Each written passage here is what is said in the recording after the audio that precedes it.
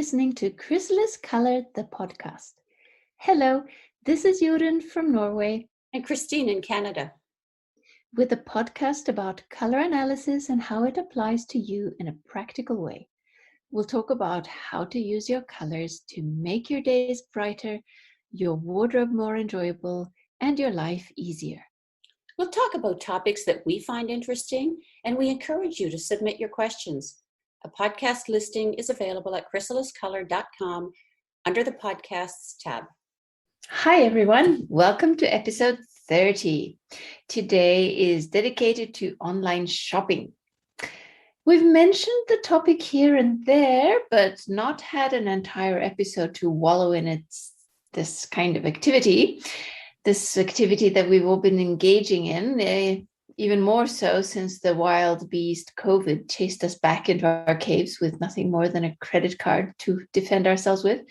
So today we are talking about our approach, what's easy, what's hard, what the limitations are. And Jorunn, that's me.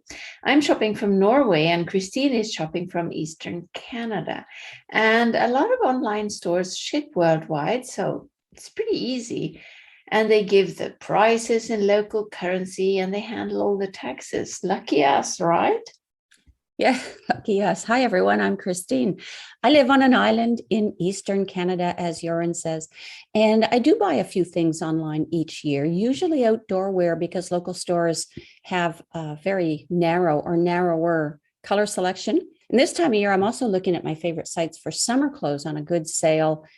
And the other time that I shop in online, and this is a lot more extensive, is for the Pinterest boards. And I think one of my takeaways for today, which I'll tell you at the beginning, is you get better at it. Although I have to say, besides the things that I buy for the Pinterest boards, I don't go to the stores and actually check on those items. I think of them more, their value for you is this is what the color would look like in a store. If you're wandering around the store, look for a color that looks like this, which I find a really useful thing to know for in-person shopping because it gets your attention where it's most likely to lead to a great purchase. Jorunn, how do you use online shopping? I know you have a super useful Nordic Simplicity newsletter with finds that always catch my eye. Yes, well, online shopping. Is there any other way to shop? It's for me, I hardly ever go to real shops. I buy almost everything online, partly because, like you, I live in a small town under a rock with limited selection. And also, to be honest, it's because I really don't like shopping. Not shopping for clothes either, because, driving for miles to get to a town with the stores and then tackling salespeople.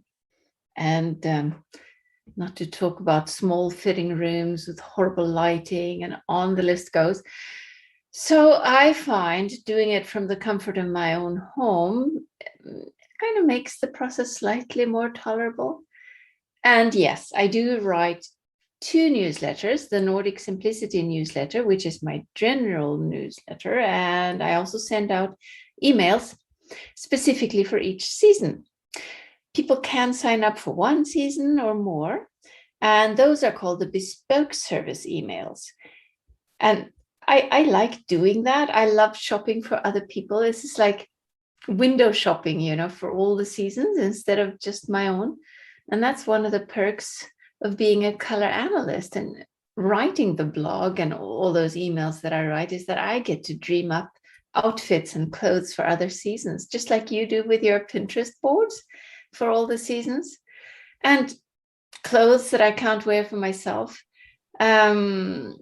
So when researching shopping tips for the bespoke service emails, I get to wallow in lovely colors for all the seasons, not only mine, and the joy of imagining them on my readers.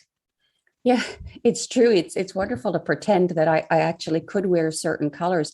But, clients would ask me sometimes to go shopping with them in regular stores back before this pandemic. And I would say, you know what? The odds we're going to find anything is actually pretty low. The odds that your great color is going to be sitting there on the shelf at the moment we're in the store. And one thing about online shopping is well, at least from the Pinterest boards, you can always find something. You might have to cast your net a little wider, but you can always find one or more items. So that's kind of a plus as well. Joran, let's start with our general process. Okay. Well, we've talked about this before, and one of the general guidelines is to buy investment pieces at the beginning of a season. Like you said about getting a winter coat. Didn't you mention that? Maybe not. Anyway, we've talked about that, and splurging on impulse items at the end of the season when they're on sale.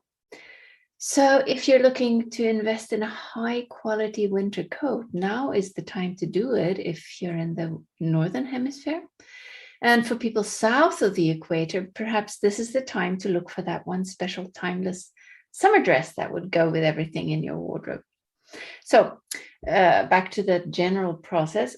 I start by looking at online stores with styles that I know that I like. And I click search to see the item category I'm looking for. Let's say outerwear, if we're still on that coat. And then I filter for color. Most online stores lets you filter for color. And then I scroll through my finds, and sometimes I open up several tabs so that I can look back and forth at several items. And I need that specific kind of search. I get so distracted if I don't have tunnel vision. When I start browsing, I get, sidetracked. I find when the shopping goal is very specific, and you don't seem to have this. For me, if I go in with something specific, say red purse, I never find that item. But boy, I find things in all kinds of other categories. So I probably look a little wider. And I mean, if you ever go shopping with me, boy, we go in looking for a red purse and we could end up in the bedding department. Which does not surprise you from working with me, right, Joran? Not at all, not at all. My mind can be everywhere except where it's supposed to be. And, sometimes I shop with the only constraint I'm allowed to buy or look at anything I want, except I'm not allowed to look at black, whether online or in real stores. Those are the kinds of constraints I find more realistic, maybe for me. Well, now that I film more, because I do those YouTube videos, I have entire black shopping trips.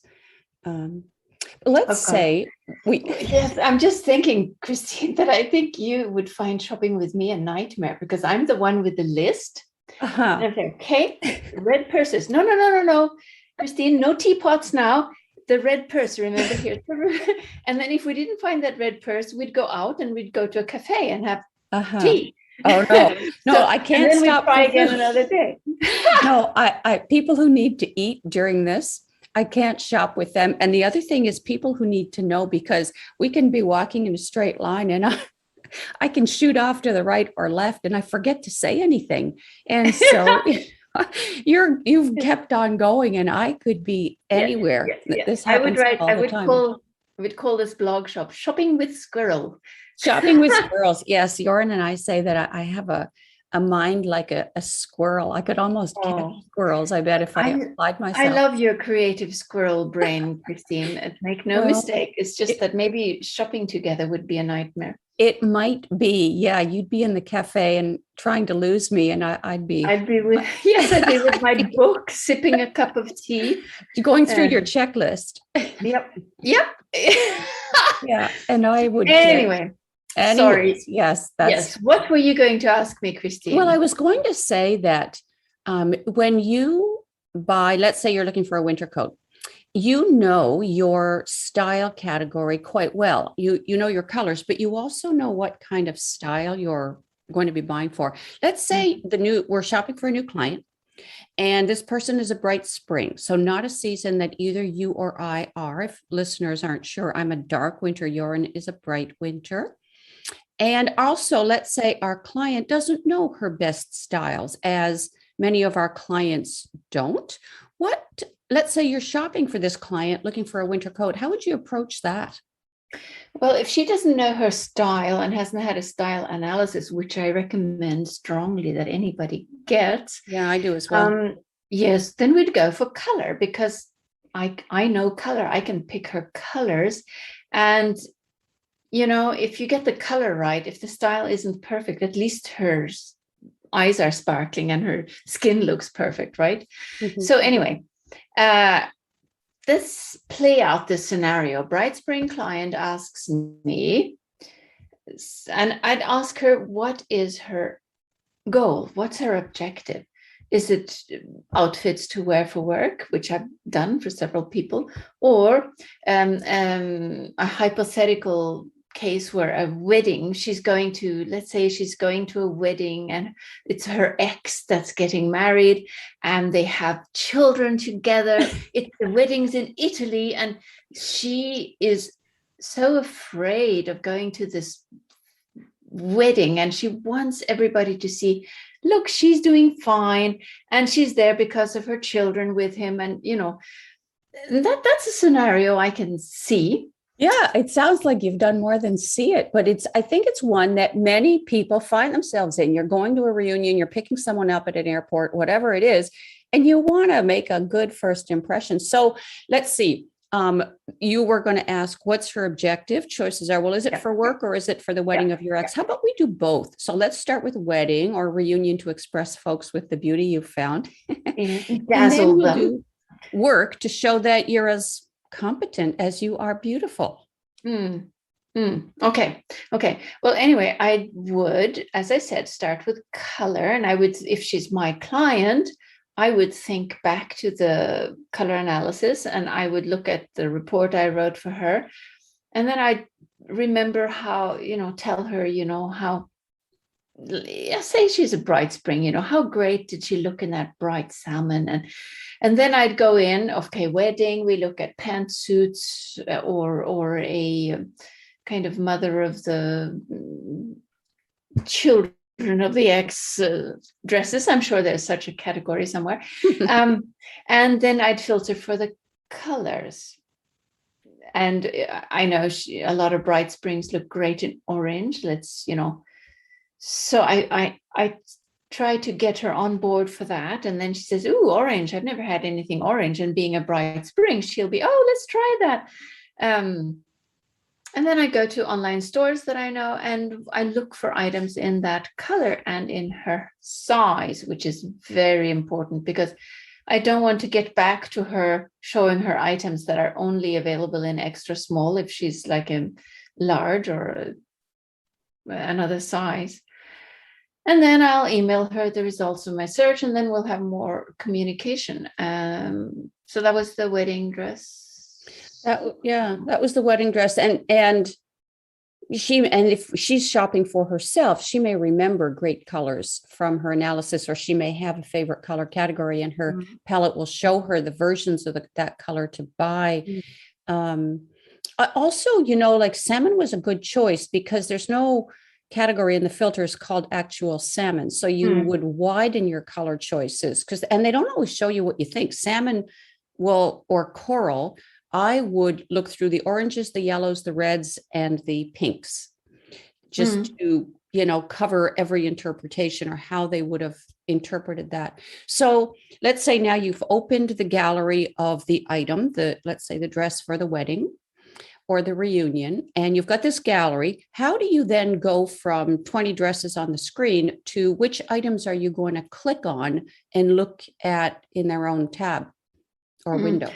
I think next I would look for try and zone in on the right saturation.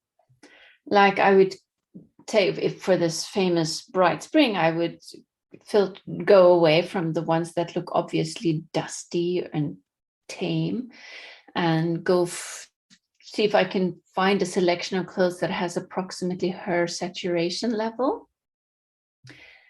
And style, of course, and But we're talking about color today, how to shop for your color. Indeed, yes. And so you go by saturation to decide which items in a gallery to look at individually. That's what I do too.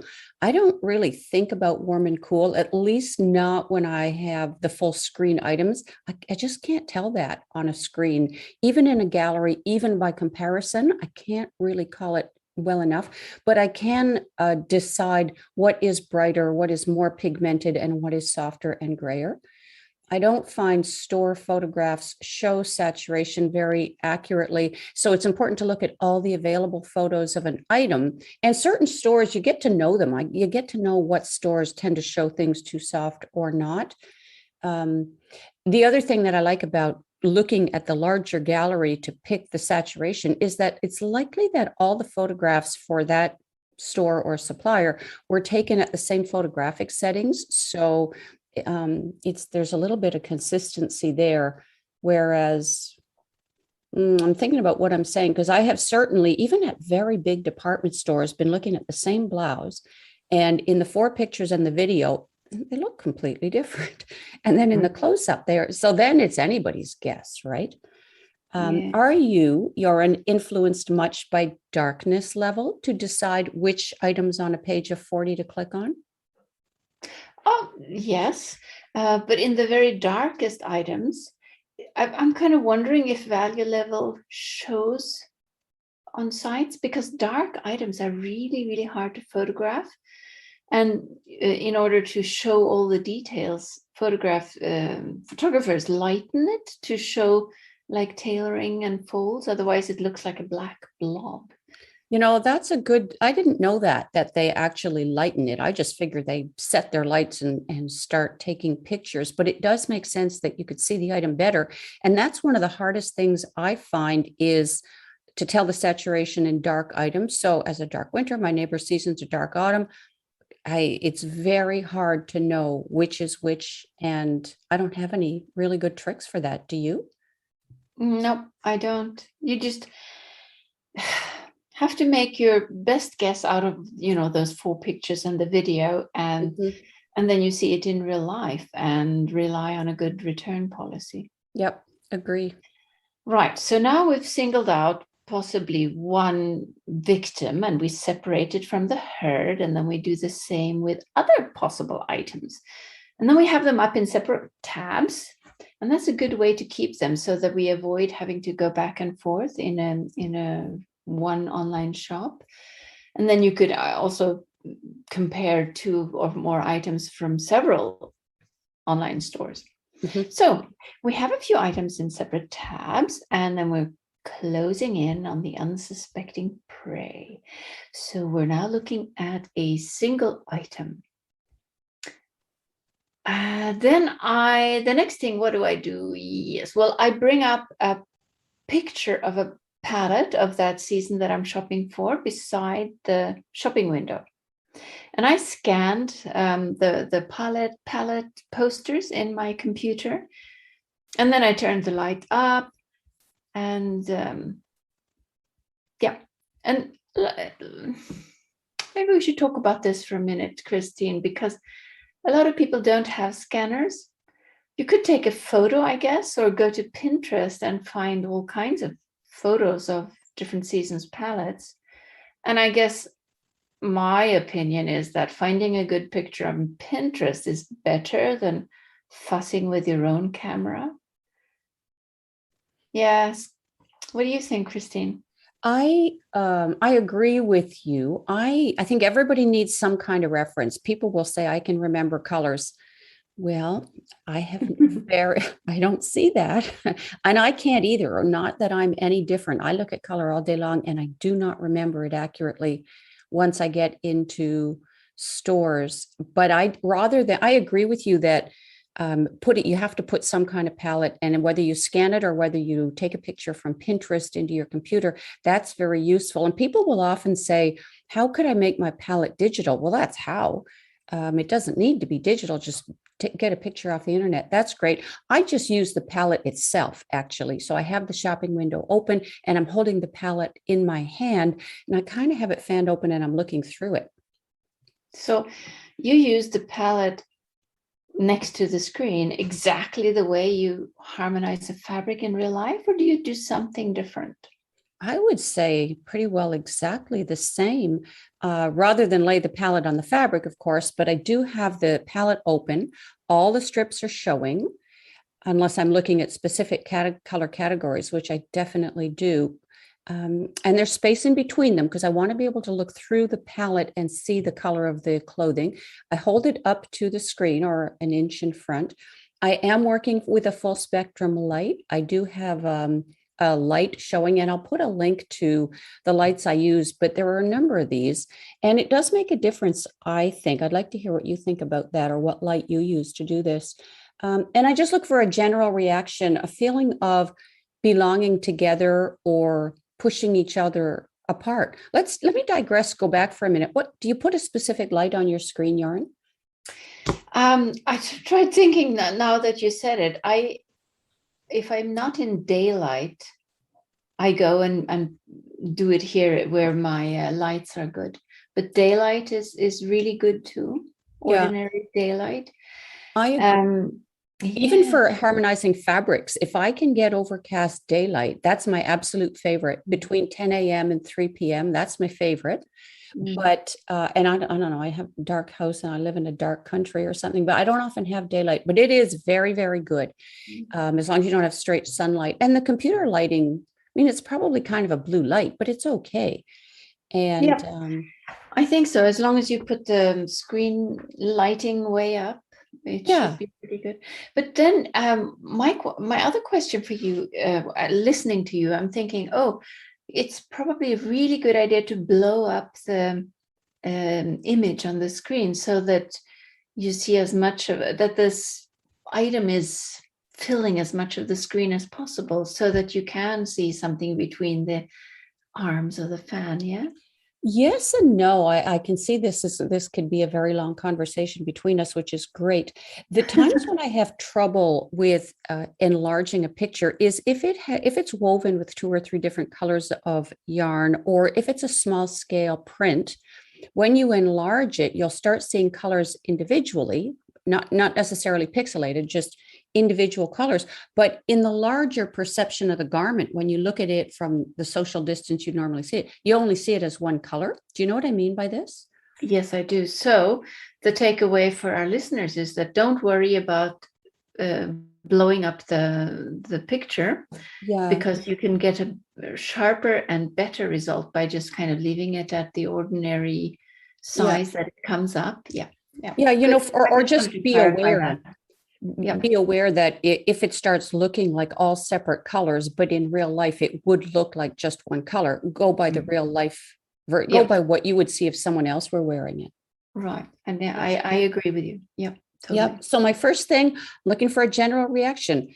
Would these things, do they belong together, or is there some obvious feeling that they're pushing one another apart?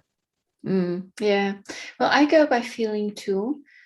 It's kind of like instinct and intuition is something, the words that I want to use, although it doesn't sound very professional, does it? And I'm not exactly making outfits, but I'm looking for usable color combinations, looking at reds, and then I look at the grays and the greens. So kind of I'm looking at and comparing color families to the item. And I'm not looking for an exact match. I'm just looking for that pleasant feeling. I think you worded it perfectly, that they're not pushing each other apart. Yeah.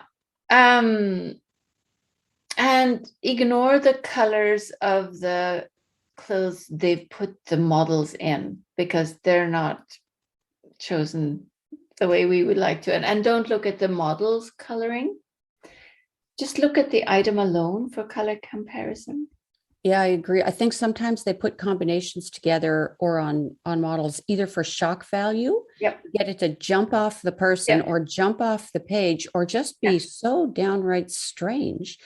And like, Dijon mustard and sapphire blue, they don't really, you wouldn't see these colors together anywhere, but there's this implication that it's somehow more exciting for being outside the normal. I picture it in an office. If you don't want your doctor or the receptionist or whatever it is to walk in wearing that, or you think, what in the world are you doing? So yeah, you do have to look at the colors individually. I don't look at the models either. unless there's a point of comparison that I think could be reliable. For example, if the hair is black or black brown, or the lip is very bright, I'm not thinking so much about what the color of the lip is. I just see, well, that's very bright. So that's got a lot of saturation. And then does the item hold up in its pigment intensity or saturation, or is the item obviously grayer? Back to what you just said about instinct and intuition. I did a video on YouTube recently, and all these things we talk about, we'll put links in the show notes, was about Beyonce and looking at what she's wearing from a right brain, from a creative, from an analog approach.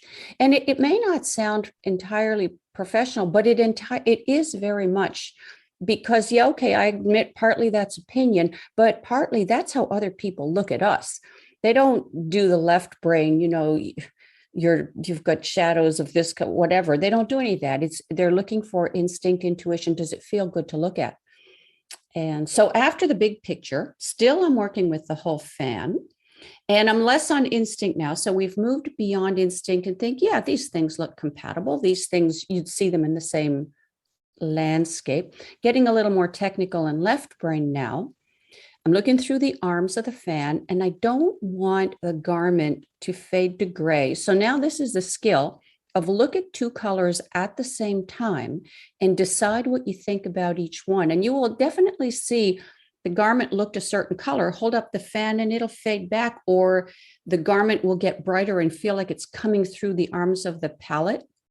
Or I think about, where's my attention going? If I was looking at the palette up in front of the screen, and then I look at the garment, now I can't ignore the garment. It has become too insistent. And I'm looking for a pretty even or equal relationship. And then the next thing I would do would be to look at the single strip of that color family. So let's say just the greens. I'm trying to limit the number of colors coming into my eyes, still looking for compatibility. But what Joran said, don't try to match it to the single dot that looks like the item on the screen. See if it could slide into the whole strip, or is there anything like that in the strip? So I'm not even expecting a match. I'm just looking for a feeling of, oh yeah, I could put that coat color into this strip. Nobody'd ever know the difference. Yeah. And that's why it's good to use your real life fan, because what you're describing now is just how we do it with a real life fan on a real life piece of fabric. And yes, but you can do that even with an image, and that's how there's no other way, is there, when you're dealing with an image of an item? Yeah, I think you got to compare it to something. Yeah. So when I'm using my image of a color palette, the poster, which doesn't have the strips, then I'm kind of isolating the color family in my mind, just focusing on one color family at a time to see if they would be happy together with the clothing I'm considering, or if they would kind of have a hissy fit if you put them in the same cage. When you say I isolate a color family in my mind, at first I thought you meant that where I was talking about looking at just the single strip with the color that's the best match to the item, you're talking about, let's say, looking at all the red strips or all the green strips. Is that what you mean, or do you mean something different? Yes, but they're not all in one. All the reds aren't collected in one strip on the. Oh, because you're looking at a flat surface with all the colors together, like on a placemat, kind of. Exactly. Oh, I get it. And yeah. Right. So then you picture, okay, now I'm just going to focus on the greens and looking for the same sort of compatibility. Yeah. Yeah. Okay. So whether you're looking at one strip or the grouping together on a poster, or all the reds and all the greens at the same time, they're all fair and they're all useful. In fact, for me, they're very important to focus on certain color families. And I'll look at the reds because it's such a reactive color. I'm looking for the entire strip, or when Joran's looking on a flat surface, the entire color family to be equally strong. I don't want to be more aware of the darks than the lights. I'm going to be able to see them all with equal focus, equal participation, let's say, in this picture. Then the next thing I look at are the neutral strips, because neutrals, they just seem so exchangeable, disposable, bland, but they're like the whole backbone of the thing. They're what makes sense of the colors. And yep, I'll look at the neutrals, same sort of thing. Could I make outfits? Would these pants go with this blouse? Or is there a sense of, man, this is just weird. Like, this either looks like pea soup or it looks like 100 pounds next to this shirt. I look at the color families with the neutrals, sometimes the reds, the greens. I have a delightful saying about green. It seems to have two choices. Do you know my saying? Yes, tell me. They seem to have like two choices in life. They're either great or gross. Yeah, So a great green. I love it when you say that. Yeah, a great green. It just works. Yes, to put it nicer in please. That's your job here. They're very revealing. Very revealing. Thank you. I'm going to use that. Well, that's a translation of green or gross, which they are. They are green or gross. Much easier to remember. Yeah, they just like navy blue just gets along, right? Any blue, it kind of like just gets along. Orange, well, that not quite so peaceful, but green also, it really can be like flat as can be, or completely strange. So, I mean, it's like a color analysis. You got to push the extremes. You got to get a little bit obnoxious here to see, depending on how particular you want to be. And again, don't ignore the lightest colors. If you're only aware of the dark colors, wherever they may be positioned in the color group you're looking at, you don't want that. You want to be able to see the lighter colors. They should not be faded or blurred or hard to see. Like, there's 6 colors in this family, and why can I only see 4 of them? You want to be able to see all of them. Neutrals, they got to have the same energy as the colors to balance the colors. Their point is not to be invisible, boring, matte or dull, wimpy, weak, or washed out. Neutrals have personality. They do, and they're so important. And I love the way you said that with the energy, because they should have energy, or even more precisely, they should have the same kind of energy as the season they're from, right? Oh, yes.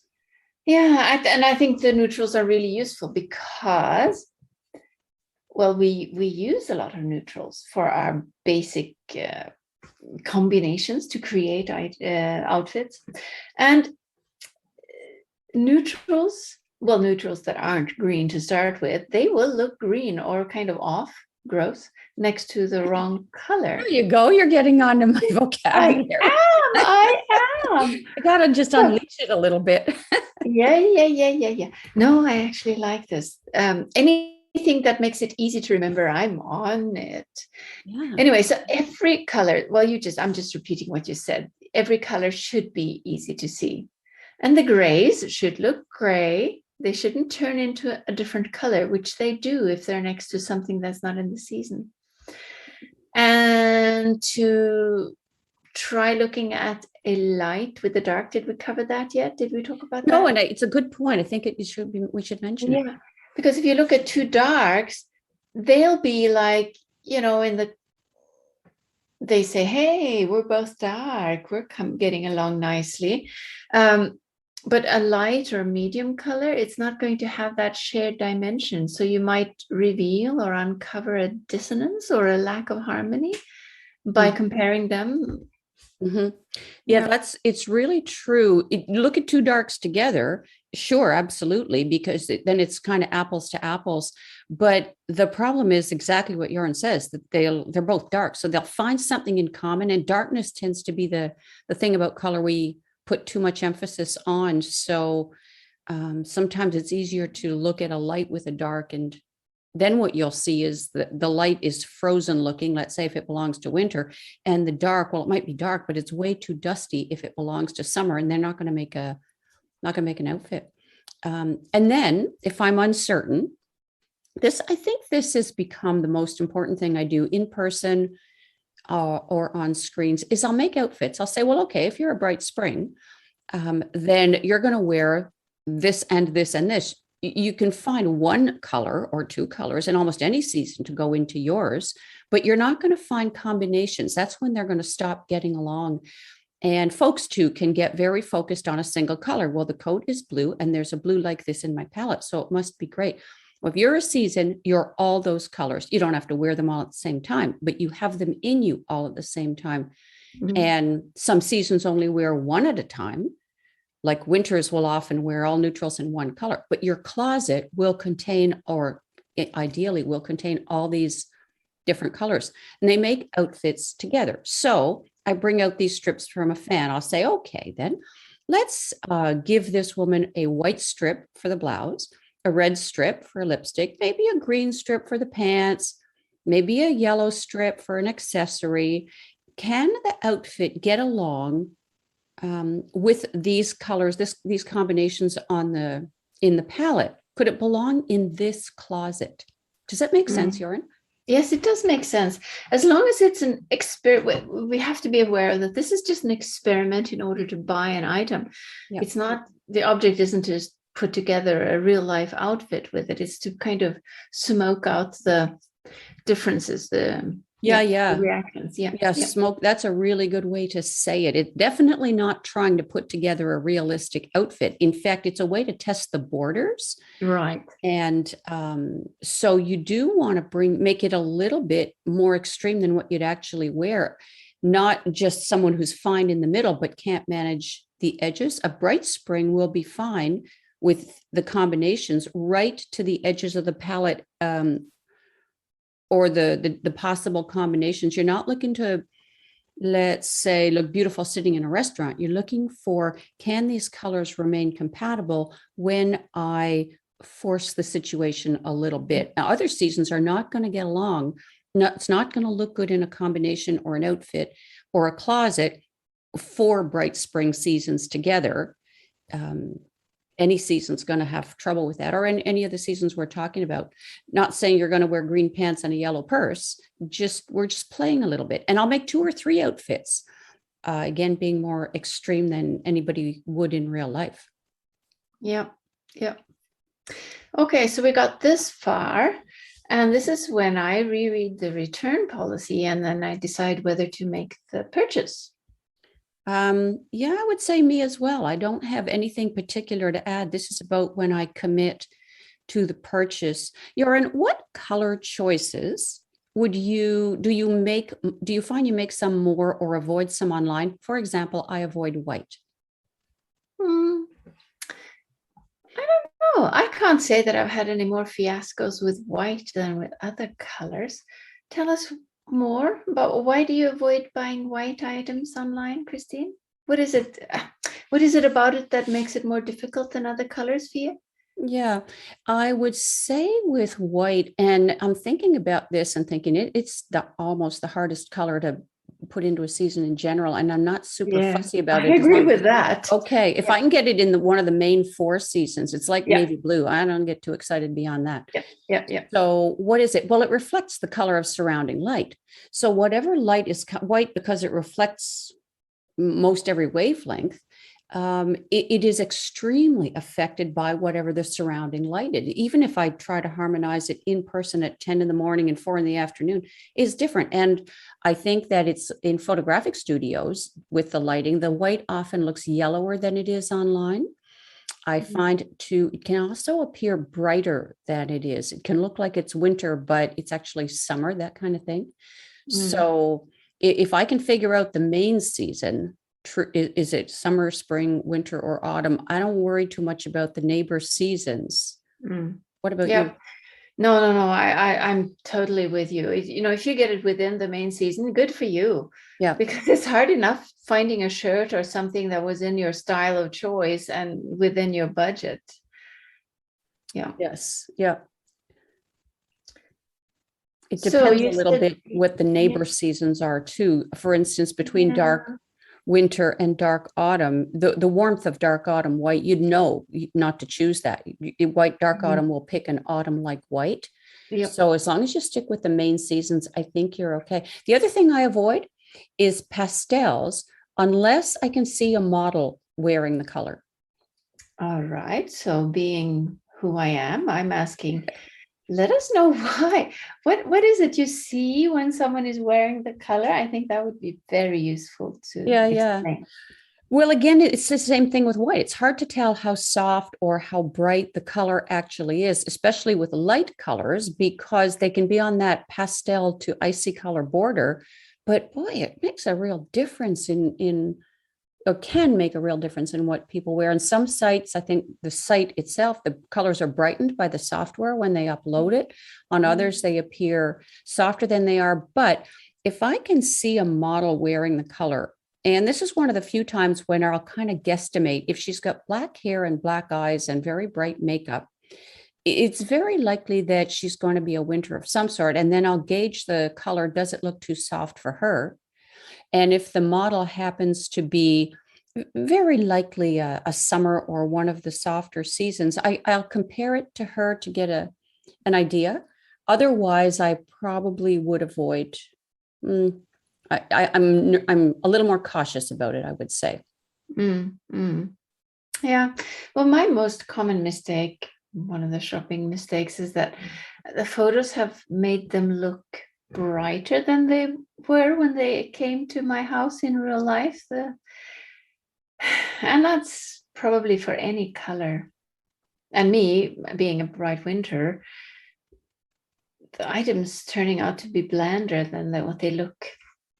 It's really a bummer because I just can't use them. And for someone who's a soft summer or soft autumn, it might be a blessing that they are softer in real life. Yeah, I think I find that more often than not, it looks clearer and more intense on screen. Maybe that's a bit of the same thing that you talked about earlier, that they brighten them to have that attention grabbing effect. Like they say, you said, a fuchsia top and a mustard green trousers or something. They do it to get attention. It's attention grabbing. And anyway, so I want to say that I just recently bought a linen dress, a summer dress, and it turned out to be a little more bland than in real life than it seemed on the screen. And I was a little optimistic when I ordered it. So I solved that by dyeing it a bright blue. So it turned out fine. And it inspired me to write a blog post about using machine wash fabric dye to alter a garment. So all good in the end, I guess. So when do you most often return items, Christine? That's interesting about the fabric dye, the machine. You did it in your washing machine? Oh, yes. It's really so nice. It worked because it was a linen dress, so natural fibers. Oh, would you link that in the show notes? Oh, yes. It's so good because I think for many of our listeners, the item arrives, whatever it is, it fits perfectly. You are happy with the price. It's the best fit and style you've ever had. You don't want to return it, except the color doesn't work. And that's just awesome that you can do that. When do I most often return items? It's what I think I mentioned. I'm hoping for a dark item, maybe not even dark, but I'm hoping for dark winter saturation, and I find it's dark autumn. And when I wear it, it doesn't have the richness that dark autumn colors can have. It's just kind of lost on me. And it really just looks like a gray neutral. So I don't like that, and I will return it. I used to buy items that are too bright, but I have learned, because I was thinking maybe it's the stores I shop at, but often things come to me brighter than I expected them to be. And so I've learned over time to be conservative, whereas you've kind of done the opposite. Yeah. So when you got those, when you got an item that you thought was a dark winter and it turned out to be dark autumn, do you think it was the images that tricked you, or did you kind of chose? You said you kind of chose what the optimism. Yeah, well, that's a great question. And I would say it's 50-50. It's both. In some cases, the image was not as accurate as it could have been. That I think is true. And then I was optimistic. I thought, oh, this is so nice. I'll just hope, And so we all learn, and we keep learning, and we get better together. Yeah. Because, Joran and I know we understand the learning curve of shopping, but we have gotten better, right? Yes, we have. We hope we're continually improving. Mhm. And being too optimistic, I think that's one of the most common Mhm. mistakes I make. I really want that item to be perfect for me. So then I think, oh, it's probably perfect. So I press buy and then, Yeah. oh, Well, well. nothing lost. I mean, you do learn, right? You don't learn when everything is correct every single time. Nobody gets it perfect every time. It's not expected. And in fact, if stores expected it, they wouldn't have the return policies they do. Right. And return policies keep getting better and better They all over the do. world. Yeah, Yeah. they do. You might have to risk paying a return postage or something. But if it's a Yeah, big item or an expensive item, it's worth it. I agree. I don't mind. Yeah. Anyway, so may I shoot in something? I feel I'm hogging the conversation, but Not at I all. just wanted, yes. Well, over at the Nordic Simplicity website, I have the bespoke service email list that we talked about earlier that people can subscribe to. And I'd like to say a little more about that. It's special emails that I send out for each season. So you only get the one for your season if you've signed up for it. And some people have signed up for several. Sometimes they sign up for the neighboring seasons. And it's totally free subscribing to those emails. And in them, I feature clothes or accessories, kind of like Christine does with the Pinterest. I do it in emails. And those would be things that I've picked from online stores that I think might be a good find. And according to the time of year, whatever I feel like featuring. And sometimes I have a topic that's a response to some challenge that my readers have asked me to address. And I think, Christine, can we link the sign up to the sign up page in the Of show notes? course. Oh, Yeah, of that would be course. I nice think that's a in case great some of idea. our readers would like to check out those bespoke emails.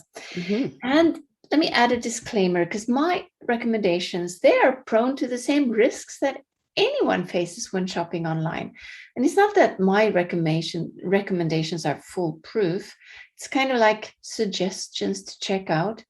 And it's like what you talked about earlier, Christine, and how you pin items to Pinterest. It's kind of meant to say something about how the item would look in a store. And you'd still have to look at it in real life to know for sure if it truly is right for you. And then I do use online stores that my readers have told me they shop in. Yeah, that's a great source. I get that too. I've found so many good stores. I know. And they have different style preferences, and they come back with some really interesting and unusual online stores to look at, and not just those big, well-known department stores. Well, department stores are good because they often have very detailed filtering options, which I guess they have to have because they have such a wide variety of styles and brands. Don't you think so, Christine? Yeah, I mean, they're efficient. When I do the Pinterest boards, I'm essentially taking 12 seasons shopping with me. And so they are efficient for having lots of brands and good consistency of pictures. And I do keep a bookmarked list of about 20 stores because depending on the time of year, sometimes you got to really look a little bit wider for certain seasons. And I always am adding stores. Also, there are great search engines for items that filter by style and color. Google, of course, I'll often Navy Blazer Canada or something like that. And Joran wasn't familiar with shop style, so she tried it for the first time. I gave her the activity of finding a navy blue blazer. So what was that like, Joran? Oh, it was fantastic. Such a nice homework. I was thrilled because well, living under a rock as I do, I haven't heard of ShopStyle. So then I looked at ShopStyle UK because it seems like they have different shop styles for different regions around the world. And the UK one was the one closest to me. They didn't have a Scandinavian one. So the ShopStyle shows similar items in different stores, mostly big international ones like Amazon and the larger department stores. And there's filters for price and brand and all kinds of things.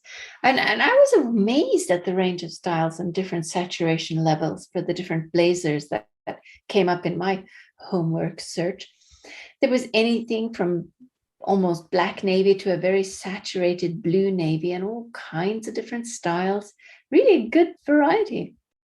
So I think if you're looking for a specific item and want to be shown items from all kinds of different web shops, I'd give that a go.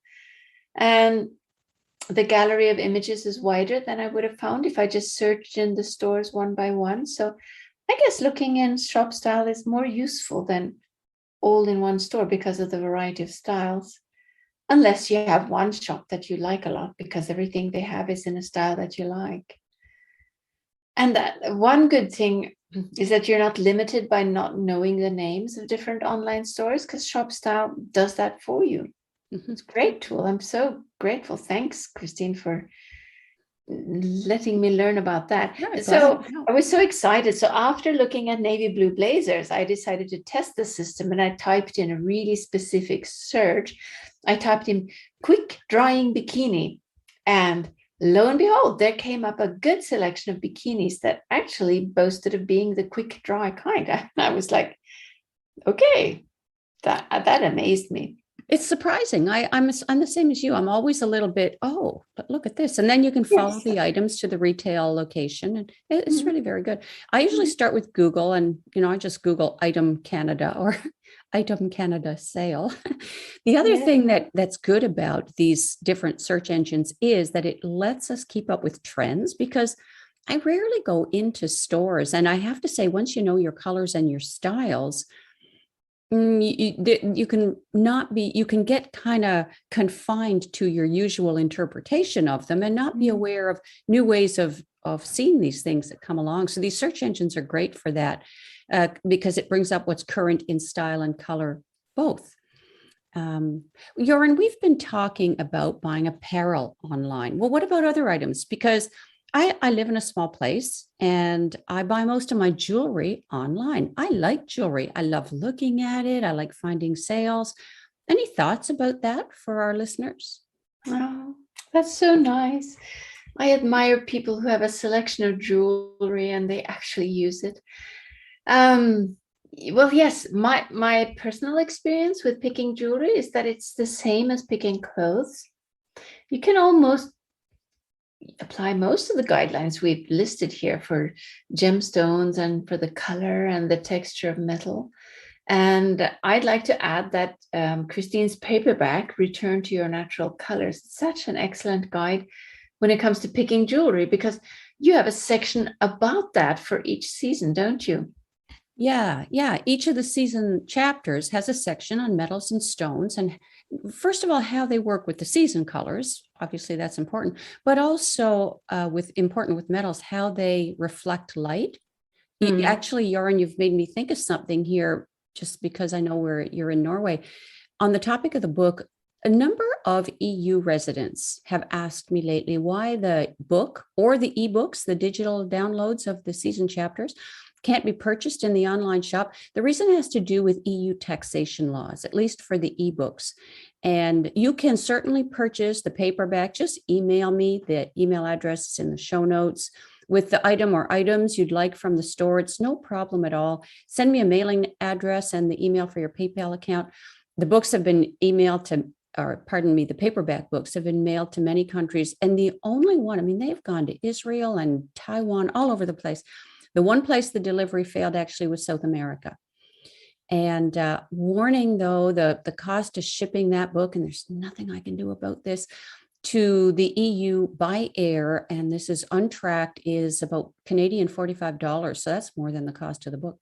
The ebooks, though, the digital download, there's no way for me to do that. However, they can be purchased as documents. They've all been printed into hard copies. They do have the same gray watermark across each page that the ebooks do. But again, just email me. They cost Canadian $13.50 per season chapter, and they ship for Canadian between $11 and $22. Right. Well, that's very useful that they can buy just one chapter, that specific one for their season, because that's sending it as a letter internationally. That's so much less cost.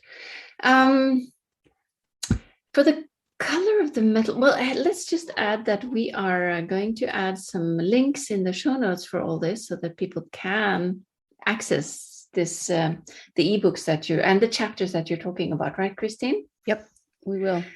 Yep. So for the color of the metal, let's just talk a little bit about that. That's choosing silver and gold, for instance. There's an excellent blog post on Chrysalis Color about gold for each skin tone and about considering the amount of shine. So we'll link to that too in the show notes, right? Yep. Yes, Yep. we will. Yep. She says, yep. Yep. Jordan is nagging, so what's up? she's not going to butt in. So while I'm here, I just wanted to say one more thing about the metals of jewelry. They have the same or different reflectivity than fabric. And shine affects how we see colors, just like transparency does. So it's really important to take this into consideration. Like if you have a palette of soft pastel colors, like Soft Summer does, it can be quite overpowered by a highly polished shine and create so much more pleasing combinations with a more diffused, brushed, or softer finish. So, Christine, I'll let you talk in a minute. Here's another thought. What about choosing cosmetics colors online? I've done that. Well, like you know, I avoid real shops, but it is kind of a Russian roulette for success. And you have solved this because you have makeup sample sets on your website. It's quite rare to find these days. And I do encourage people to use that opportunity. It's really gold. Oh, they're handy, because even in the same season, colors, they look different on different people. They have to do makeup. It's got to be like skin. It doesn't sit on top of skin like clothes and jewelry.